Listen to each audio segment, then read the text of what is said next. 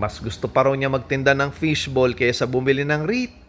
O wala namang problema kung yun ang gusto niyang career. Ako ayaw ko niyan. Pwede rin akong pumalpak dyan, di ba? Pwede rin masunog ang puhunan ko dyan, tama? Dito sa Save and Invest Habit Program, may iba-iba kaming pinipiling career. May teacher, may kasambahay, kusinero, panadero, VA, vendor, at kung ano-ano pa. Yan ang aming active income.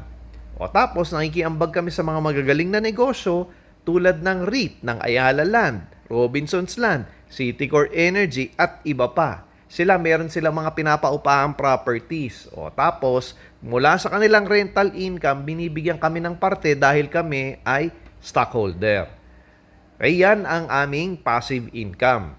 Saan makakabili ng shares ng mga yan? Di sa mga legitimate na stockbroker tulad ng COL Financial, First Metro Sec, AB Capital sa GCash app, Dragonfly sa Maya at marami pang iba.